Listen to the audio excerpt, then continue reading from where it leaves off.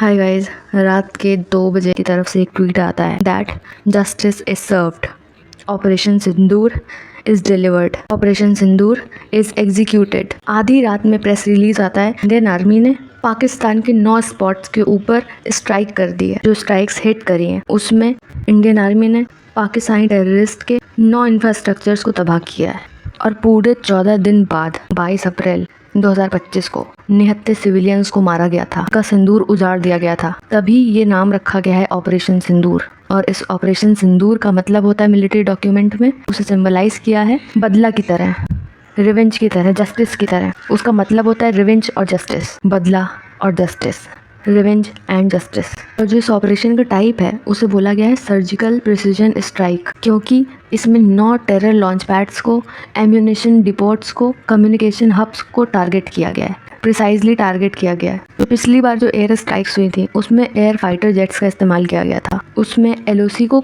पार किया गया था, पर इस बार LOC को पार किए बगैर 9 इंफ्रास्ट्रक्चर को टारगेट किया गया है। और यहाँ पे भारत ने जो अपनी समझदारी दिखाई है, जो भारत ने अपना टेक हमेशा से रखा है दुनिया के सामने कि हम किसी के ऊपर अटैक नहीं करेंगे, हम किसी सिविलियन के ऊपर अटैक नहीं करेंगे, दूसरे लोग चाहे किसी भी हद तक गिर जाएं, पर भारत हमेशा अपने कहे पे अडिग रहेगा, वो किसी सिविलियन पे अटैक नहीं करेगा। तो इस बार भी टेररिस्ट इंफ्रास्ट्रक्चर पे अटैक हुआ है, ना कि किसी सिविलियन पे, तभी इसे कहा गया है प्रिसाइज अटैक। और अगर ये कोई क्लेम कर रहा है कि सिविलियंस की इसमें कोई हानि हुई है तो वो बिल्कुल सरासर गलत है। उसी की कुछ देर बाद इंडियन आर्मी एक वीडियो रिलीज करती है, जिस वीडियो को हम सबको देखना चाहिए।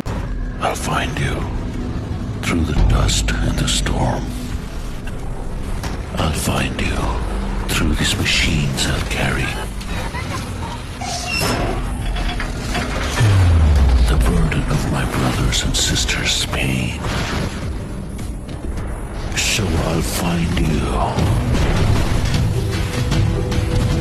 You can hide in the distance between shadow and dust, but I'll strike you down when you betray our trust. So I'll find you. Totally goose bumps हैं इस वीडियो में। इस वीडियो में इंडियन आर्मी ये बताना चाह रही है कि आप कहीं पे भी छुपे होंगे तो आपके ऊपर वार किया जाएगा। आप अगर हमारे सिविलियंस के ऊपर अटैक करेंगे तो हम चुप बैठने वालों में से नहीं हैं, हम उसका जवाब देंगे, ताबड़तोड़ तरीके से देंगे। आपके अटैक का जवाब हम और मजबूती से देंगे। और इंडियन आर्मी अपनी पोजीशन रखते हुए यही बताना चाह रही है कि इंडियन आर्मी ने बहुत ही ज़्यादा फोकस, प्रोपोर्शनल और केयरफुली कैलिब्रेटेड तरीके से अटैक किया है, क्योंकि बहुत सारे लोग डर रहे थे कि दूसरा कहीं वॉर ना स्टार्ट हो जाए। तो वॉर ना स्टार्ट करते हुए सिर्फ टेररिस्ट इंफ्रास्ट्रक्चर के ऊपर अटैक किया गया और बाकी सारे देशों को भी इन्फॉर्म कर दिया गया था कि हम टेररिज्म को ख़त्म करने की ओर अग्रसर हैं, हम टेररिज्म को ख़त्म करेंगे। आज इंडियंस के ऊपर अटैक हो रहा है, इंडियन सिविलियंस के ऊपर अटैक हो रहा है जो बिल्कुल निर्दोष थे। कल वही अटैक किसी और के ऊपर भी हो सकता है। तो जो डोनाल्ड ट्रंप है उन्होंने भी अपना स्टेटमेंट दिया है, उन्होंने कहा है कि ये वॉर एस्केलेट नहीं होनी चाहिए। उनसे तो बातें चली रही हैं। और पाकिस्तान जैसे ही उसे पता लगा कि उसके ऊपर अटैक हो चुका है, वो फेक न्यूज़ेस फैलाने लग गया, वो बौखला गया और उसने दोबारा से सीज फायर वायलेट करना शुरू कर दिया। वो यूनाइटेड सिक्योरिटी काउंसिल में भी गया कि इंडिया के खिलाफ कोई स्टेटमेंट दिया जाए, पर ये चीज़ पाकिस्तान के ऊपर खुद ही भारी पड़ गई, क्योंकि पाकिस्तान को वहाँ बता दिया गया कि इंडिया को आप कुछ नहीं कह सकते। जो टेररिज्म का डब्बा है वो पाकिस्तान के ऊपर लगा हुआ है, ना कि इंडिया के ऊपर। तो बालाकोट में एयर स्ट्राइक्स हुई थी, उसके बाद में 2019 जो एयर स्ट्राइक्स हुई थी बालाकोट पे, उसके बाद में ऐसा पहली बार हो रहा है। इंडिया ने ऑफेंसिव अप्रोच अपनाई है टूवर्ड्स पाकिस्तान और भारत ने अपना क्लियर मैसेज दिया है कि वो ज़ीरो टॉलरेंस रखेगा क्रॉस बॉर्डर टेररिज्म के खिलाफ। और आज भी भारत अपने अहिंसा वाले प्रिंसिपल पे खड़ा हुआ है अडिग, कि भारत कभी किसी से वॉर नहीं चाहता है, पाकिस्तान से वॉर नहीं चाहता है। उसने सिर्फ हमला किया है टेररिज्म इंफ्रास्ट्रक्चर पे, उसने टेररिज्म के ऊपर हमला किया है। और पाकिस्तान इस समय बौखलाया हुआ है, वो फेक न्यूज़ेस फैला रहा है, वो कह रहा है कि डॉग फाइट हुई है इंडियन आर्म फोर्सेज में और पाकिस्तान एयर फोर्सेज में, और पाकिस्तानी एयर फोर्स ने इंडियन फाइटर जेट को शूट डाउन कर दिया। तो जो पाकिस्तान के प्रधानमंत्री वो भी ट्वीट करते हैं, वो कहते हैं कि ये एक एक्ट ऑफ वॉर है जो इंडिया ने पाकिस्तान के साथ किया है आज, और पाकिस्तान इंडिया को इस चीज़ का जवाब देगा। और वो जवाब कब देना है वो पाकिस्तान खुद डिसाइड करेगा। तो ठीक है, देखते हैं क्या जवाब देते हैं। और लिटरली जो वीडियोस निकल के आ रहे हैं उसमें पाकिस्तानी लोग जो मिसाइल गिरते हुए देख के वो लोग डर के भाग रहे हैं, और जो पाकिस्तान के लोग हैं वो शायद फुल स्केल वॉर चाहते नहीं हैं, क्योंकि भारत के पास में बहुत सारे रिसोर्सेज हैं, US है, रशिया है, इजराइल है, और अगर फुल स्केल वॉर हो जाती है तो पाकिस्तान के ऊपर बहुत बुरा इम्पैक्ट पड़ सकता है। ऐसे तो कुछ बचा ही नहीं पाकिस्तान में इम्पैक्ट डालने के लिए, जो डलना था इम्पैक्ट वो हो चुका है एयर स्ट्राइक्स के थ्रू। पर पाकिस्तानी लोग भारत के ऊपर तो थोड़ा सा विश्वास कर ही सकते हैं कि भारतीय सेना ने, इंडियन आर्मी ने जो अटैक किया है वो सिविलियंस पे कभी नहीं किया है और ना ही शायद करेगी। अटैक किया है उन बुज़दिलों के ऊपर जिन्होंने कुछ माताओं का, कुछ महिलाओं का, कुछ बहनों का सिंदूर उजाड़ दिया था, सिंदूर छीन लिया था। बहावलपुर थार राजस्थान के बॉर्डर के पास में है। बहावलपुर अटैक करना बहुत बड़ी बात होती है। बहावलपुर जैश-ए-मोहम्मद का हेडक्वार्टर है। मसूद अजहर का जन्म हुआ था बहावलपुर में। मसूद अजहर का जो बेस है, आतंकी बेस है, वो बहावलपुर में है। बहावलपुर जैश-ए-मोहम्मद का गढ़ रहा है। बहावलपुर में बैठ के ही जैश-ए-मोहम्मद अपने आदेश जारी करता था, लोगों को ऑर्डर्स देता था कि यहाँ पे अटैक करना है, इंडिया पे अटैक करना है। मुरीद के हाफिज सईद का हेडक्वार्टर रहा है, गढ़ रहा है, रेसिडेंस रहा है एक तरीके से। हाफिज सईद का जो ग्रुप है TRF, उसी ने अटैक किया था पहलगाम में। TRF मतलब कि द रेजिस्टेंस फोर्सेस, और उसी मुरीद के ऊपर इंडियन आर्मी ने अटैक किया है। तो PM मोदी ने ये जो नाम है ऑपरेशन सिंदूर वो दिया था, और जो इंडियन ट्राई फोर्सेस हैं उन्होंने इस ऑपरेशन को एग्जीक्यूट किया है। Indian navy, Indian naval forces, Indian armed forces, इन तीनों का ही इसमें भरपूर कंट्रीब्यूशन रहा है। इसी TRF को बैन करने के लिए इंडिया ने कई बार UNSC में 2 बार 2024 में बोला था कि इसे बैन किया जाए क्योंकि आतंक फैला रहा है, और 2025 आते आते इसी TRF ने पहलगाम में अटैक कर दिया। वो लश्कर-ए-तैयबा और जैश-ए-मोहम्मद ही थे जिन्होंने पार्लियामेंट पर अटैक किया था, और अब मसूद अजहर ने अपने फैमिली के 10 लोगों को खो दिया है। अब मसूद अजहर को समझ में आएगा कि अपने परिवार को खोना क्या होता है। तो वो अभी तक भारतीय नागरिकों के साथ करता था, भारतीय सैनिकों के साथ करता था, अब उससे समझ में आएगा कि किसी अपने को खोने का गम क्या होता है। अब पाकिस्तान जो है वो बौखलाया हुआ है। जब भारत ने उसके ऊपर ऑपरेशन सिंदूर एग्जीक्यूट किया, जब भारत ने हमला किया तो टेररिज्म के अगेंस्ट किया, आतंकवाद के खिलाफ हमला किया भारत पर।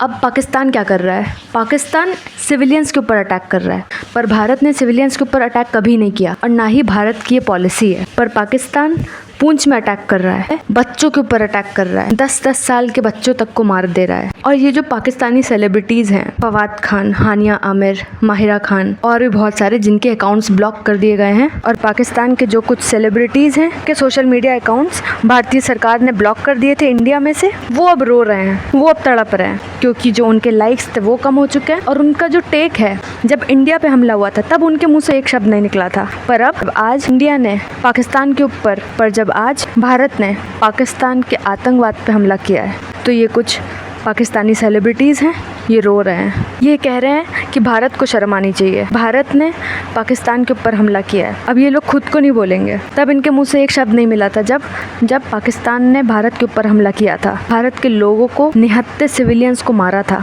पर भारत ने तो सिर्फ आतंकवाद के ऊपर हमला किया है, और इसके पलटवार में भी पाकिस्तान भारतीय सिविलियंस की जान ले रहा है। जो सबसे ज़्यादा दोगलापन दिखाया है तो वो दिखाया है पाकिस्तानी सेलिब्रिटीज़ ने। फवाद खान अपनी इंस्टा की स्टोरी में लिख रहे हैं, मे बेटर सेंस प्रिवेल, यानी कि इंडिया की बात कर रहे हैं, क्योंकि पाकिस्तान के पास में तो कोई सेंस नहीं है। हानिया आमिर, जिनका करियर भारत के लोगों की वजह से चल रहा था, सबसे ज़्यादा अगर कोई इंगेजमेंट उन्हें देता था वो भारत के लोग थे, और अब ये कह रही हैं this is cruelty plain and simple. ये लोग तब कहाँ मुँह छुपा के बैठे होते हैं? पाकिस्तान हमला कर रहा होता है, जब पाकिस्तान इंडिया के बॉर्डर में घुस जाता है, निहत्थे सिविलियंस पर अटैक करता है, तब इन लोगों के मुँह से नहीं निकलता this is not strength, this is shameful, this is cowardly, and we see you, we also see you, because you don't open your mouth on what is sensible. You don't open your mouth when the other country is targeted. You just open your mouth when Pakistan and its terrorism is attacked. और माहिरा खान लिखती हैं, India your war and hate rhetoric has continued for many years. मतलब ये क्या बात हुई? This is something which is called उल्टा चोर कोतवाल को डांटे. Have seen and experienced it with my own eyes. तब इनकी आंखें बंद हो जाती हैं जब निहत्थे सिविलियंस के ऊपर अटैक करता है पाकिस्तान, जब इंडिया पे अटैक करता है पाकिस्तान, तब शी डजंट सी इट। ये लिखती हैं, but to me that silence is your greatest defeat. कुछ भी, मतलब कुछ भी। We were not silent, India was not at all silent, and India will not remain silent at your terrorism, at your country's terrorism, sponsored terrorism. You attack cities in the middle of the night and call it a victory.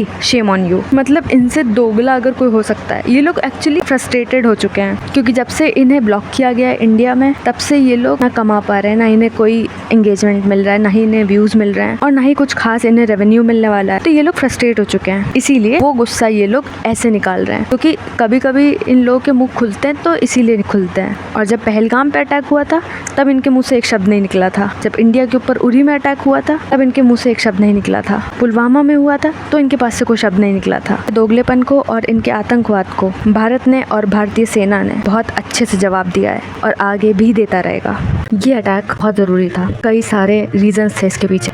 Civilians की मौत, Indian border के अंदर घुस के हमला करना। पाकिस्तान को ये समझाना बहुत ज़रूरी था कि आप भारत के अंदर घुस के हमला नहीं कर सकते। पर ये पाकिस्तान सुधरने वालों में से नहीं है। इंडिया में 7 मई को मॉक ड्रिल्स रखी गई थी।